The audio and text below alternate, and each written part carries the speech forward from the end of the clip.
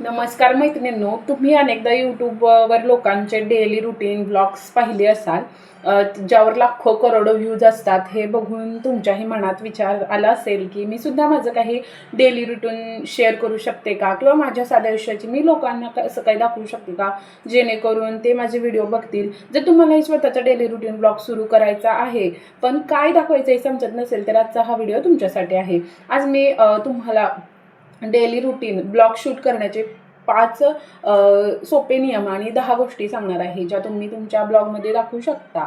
आणि व्हिडिओ खूप इंटरेस्टिंग होणार आहे बरं का. चला तर मग करूया सुरुवात.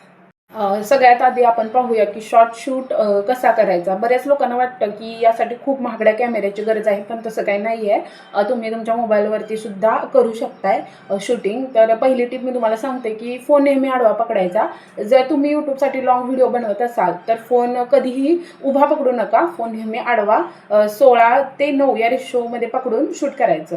दुसरी टिप असेल लेन्सकडे बघायचं, स्क्रीनकडे नाही. जेव्हा आपण ब्लॉग शूट करत असतो तेव्हा आपण स्वतःचा चेहरा स्क्रीनवर बघत असतो, पण असं नाही. पण फोनच्या कॅमेरा लेन्सकडे बघा. यामुळे प्रेक्षकांना वाटेल की तुम्ही थेट त्यांच्याशी डोळ्यात डोळे घालून बोलत आहात. आता तिसरी टिप, व्हरायटी शॉट्स घ्यायचे. आता हे कसे, फक्त कॅमेरा समोर धरून सतत बोलत राहू नका. काही शॉट्समध्ये सिनेमॅटिक लुक घ्या. उदाहरणार्थ तुम्ही चालत जात असताना फोन एका जागी ठेवा, कॅमेरा सुरू करा आणि त्याच्यासमोरच चालत जा. याला थर्ड पर्सन शॉट म्हणतात, जो दिसायला खूप भारी वाटतो. आता आला प्रश्न, तो ब्लॉगमध्ये काय काय दाखवायचं. तर आता येतो सर्वात मोठा प्रश्न, आम्ही आमच्या ब्लॉगमध्ये काय दाखवू शकतो. तर लोकांना तुमचं साधं आणि खरं आयुष्य पाहायला आवडतं. तर ते काय, आता सांगते तुम्हाला. सकाळची सुरुवात, सकाळी उठल्यावर खिडकी उघडणे, घराबाहेर पडलेला सूर्यप्रकाश किंवा वाफाळलेला चहा, कॉफी कपमध्ये ओतताना एक छानसा म्हणजे क्लोजअप शॉट घ्या.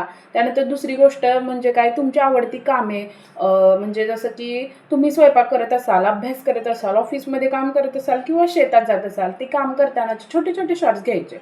आता तिसरी गोष्ट काय असणार, घरातील पाळीव प्राणी किंवा लहान मुलं. तुमच्या घरात जर एखादं लहान मुलं असेल किंवा मांजर कुत्र्यांसारखे पाळीव प्राणी असतील तर त्यांचे सोबतीचे क्षण तुम्ही नक्की दाखवा. लोकांनाही खूप आवडेल. आता चौथी गोष्ट काय असेल तर स्थानिक बाजार किंवा खरेदी असं. तुम्ही भाजी आणायला जात असाल किंवा किराणा भरायला जात असाल, तिथली गडबड आणि तिथलं वातावरण ब्लॉगमध्ये दाखवायचं. आता पाचवी गोष्ट काय असेल की तुमचे विचार आणि गप्पा. कॅमेऱ्यासमोर येऊन प्रेक्षकांशी मित्रासारखे गप्पा मारा. आज तुम्हाला कसं वाटतंय, तुमचा मूड कसा आहे, किंवा तुमच्या आयुष्यात चालू असलेल्या एखादा छोटा संघर्ष त्याच्याशी शेअर करा. म्हणजे त्यांना तुमच्याशी म्हणजे इंटरेस्ट वाटेल बघण्यासाठी तुमचा व्हिडिओ. मागच्या व्हिडिओमध्ये सांगितल्याप्रमाणे स्टोरी टेलिंग म्हणजे एखादी कथा किंवा एखादी गोष्ट सांगायची. मित्रांनो, एक गोष्ट नेहमी लक्षात ठेवा, ब्लॉग म्हणजे फक्त व्हिडिओ क्लिप्स एकत्र जोडणे नव्हे. ब्लॉग म्हणजे एखादी गोष्ट सांगणे. तुमच्या व्हिडिओला एक सुरुवात, एक मध्य आणि एक शेवट असला पाहिजे. व्हिडिओच्या सुरुवातीलाच प्रेक्षकांना सांगा की आज तुम्ही काय वेगळं करणार आहात, आणि पूर्ण व्हिडिओमध्ये त्या गोष्टीचा सस्पेन्स म्हणजे टिकवून ठेवा. जर तुमच्या व्हिडिओमध्ये एक चांगली स्टोरी असेल तर लोक तुमचा व्हिडिओ म्हणजे सोडून कुठेच जाणार नाही, ते पूर्ण शेवटपर्यंत तुमचा व्हिडिओ बघतील. तर डेली रुटीन ब्लॉग बनवणं अजिबात कठीण नाही. गरज आहे ती फक्त पहिलं पाऊल उचलण्याची आणि कॅमेऱ्यासमोर येऊन मन मोकळेपणाने बोलण्याचे. सुरुवातीला थोडे दिवस दडपण येईल, पण हळूहळू यामध्ये आपण एक्सपर्ट होईल. तर कॅमेरा महागडा नाही, तर तुमचा कॉन्फिडन्स आणि तुमचा साधेपणा महत्त्वाचा आहे. तर मग कधी सुरुवात करताय, आता करा सुरुवात ब्लॉग शूट करायला.